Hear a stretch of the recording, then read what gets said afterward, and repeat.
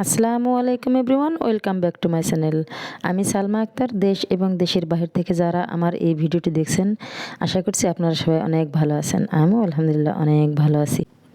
আজকে মেয়ের মাদ্রাসার বোর্ড পরীক্ষা, এই কারণে মেয়েকে নিয়ে মাদ্রাসায় যাব। এই কারণে সকাল সকালে রান্নাগুলো শেষ করে নিচ্ছি। সকাল আর দুপুর পিছিয়ে রান্না করব।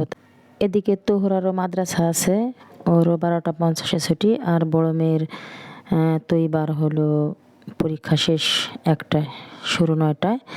এই কারণে দুপুরে যাতে আমার এসে কষ্টটা কম হয়, এই কারণে 2 বেলায় রান্না করে নিচ্ছি। এখন আমি ইলিশ মাছ রান্না করতেছি লাউ দিয়ে।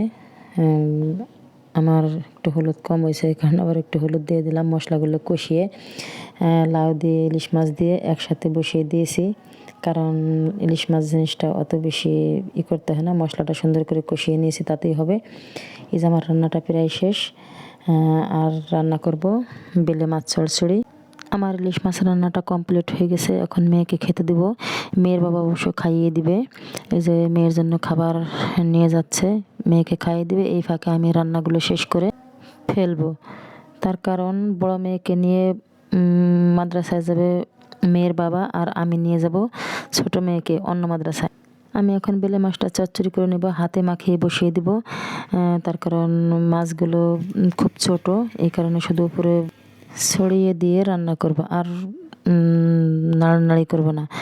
আমার রান্না শেষ হওয়ার পরে আমি মাদ্রাসায় গিয়েছিলাম, বড় মেয়ে আনার জন্য নিয়ে এসেছি।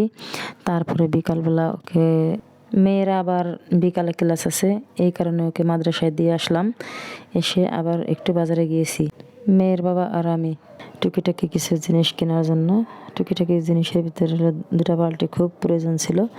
ভ্যানালাম আমার সাথে দেখা হয়ে গেল, এই জন্য একটু আপনাদের দেখিয়ে দিলাম।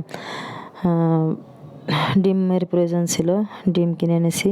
সাথে যে কোয়েল পাখির ডিম, মেয়েরা তো খায় না কখনো, তারপরে অল্প করে নিয়ে আসলাম। এই যে আমার হাতে যে জিনিসগুলো দেখতেছেন, এই জিনিসগুলোর খুব প্রয়োজন ছিল আমার।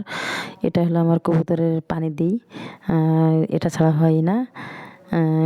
এই কারণে এটা নিয়ে আসছি। আর একটা ঝুড়ি এনেছি সাথে, ওই যে আর চা খাওয়ার জন্য মশলা।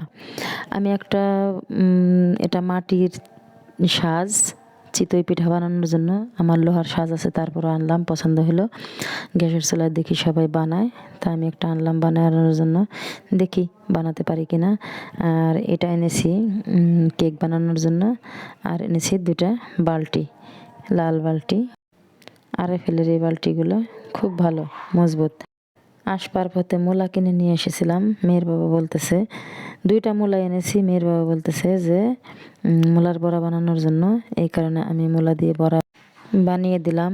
আমার ভিডিওটি যদি একটু ভালো লেগে থাকে, তাহলে অবশ্যই আমার ইউটিউব চ্যানেলটি সাবস্ক্রাইব করে দেবেন, আমার জন্য দোয়া করবেন। আপনারা সবাই ভালো থাকবেন। আল্লাহ হাফেজ।